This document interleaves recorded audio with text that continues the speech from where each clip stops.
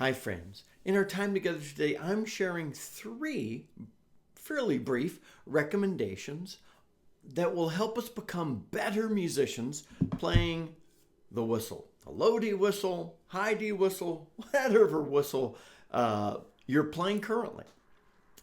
First, be patient with the process. We have some brand new whistle players in our community, and this is particularly helpful for them, but it's also particularly helpful for the rest of us as well. Growth takes consistent practice over time. I can't expect to pick up my whistle today, set it down for 3 months, pick it up again, and be where I was. I've noticed a tendency for a lot of folks when they first start playing a whistle, and there's nothing wrong with this, but you need to realize that there's a better way. What I've noticed is somebody will pick up the whistle and they'll start figuring out how to play a note, and they'll start figuring out how to play another note, and all of a sudden they feel like they need to play quickly. Don't do that. Take your time. Learning to play and improving our playing is a process of working on skills and learning them over time through focused effort, to be honest. This includes learning to play period, whole coverage, the second octave, playing quickly, playing ornaments. Everything about playing. Excuse me. It takes a lot of effort and time. Specific example. Like, let's say you're finding a tune that you want to play quickly, and so you feel like you need to start playing it really, really fast. And you will stumble, you will fall. And what that did was it helped you realize you can't yet play it fast. So instead of just banging your head against that wall, stop, go back to how you can play it, and play it at that pace, and play it better. And then when you play it well at that pace, then you can work on improving your skill. You are seating memory into your hands, your breath pressure, your ear, through the playing. Think, for example, when you first picked up your whistle, just as another example, when you first picked up your whistle, you're going, okay, how do I cover these holes? Think of all the conversations we've had about hole coverage. How do you do that? And then so you're playing, and a lot of people use a mirror. Okay, I gotta get my hands, I'm feeling the holes.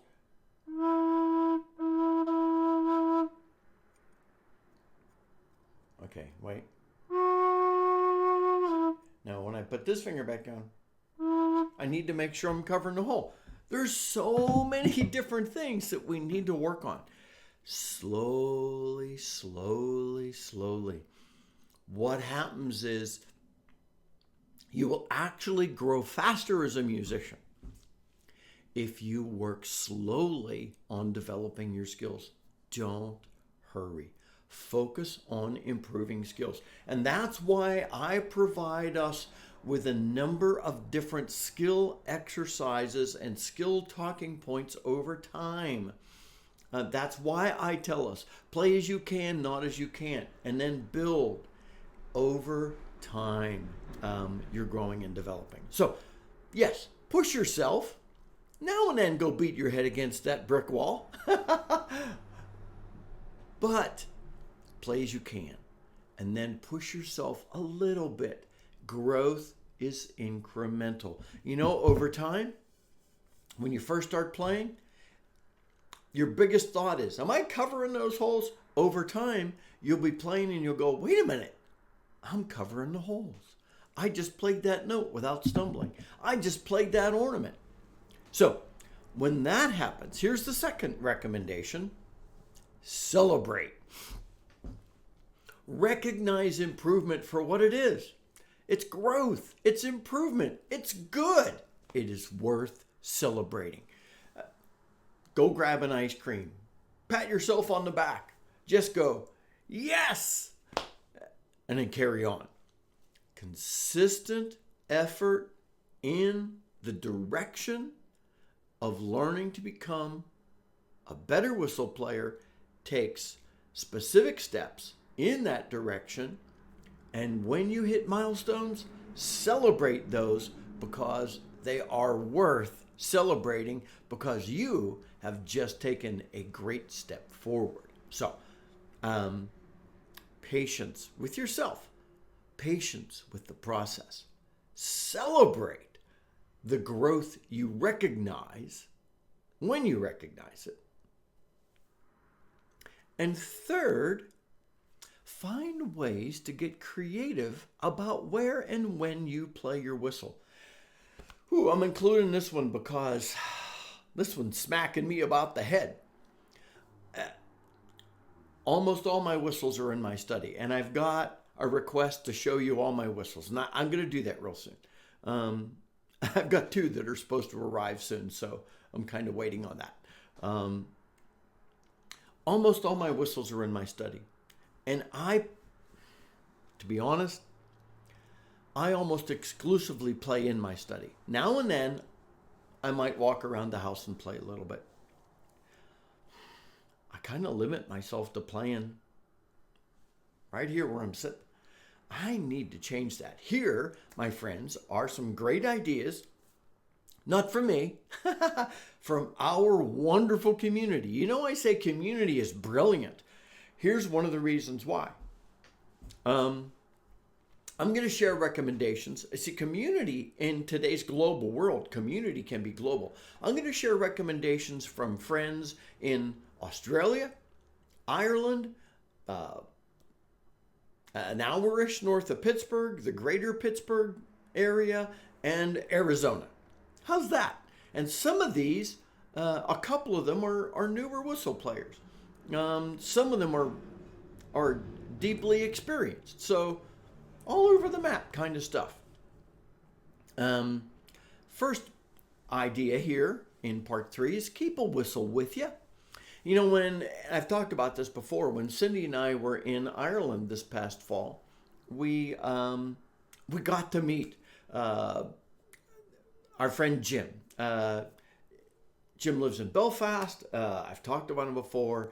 So excited to meet him. And we just, you know, we've chatted through the community and we've texted.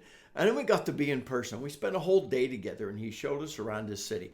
But one of the things I learned from Jim is keep a whistle with you. When he leaves the house, he often takes a whistle with him. And if he's strolling through the park, the gardens there in Belfast near his house, he might pull his whistle out and start playing. If he has a break somewhere, he might go and play. Why don't I do that? That is such a great idea. I must confess I haven't started doing that yet. I'm telling you this so that I could get myself to start doing it. Another friend, Jonathan,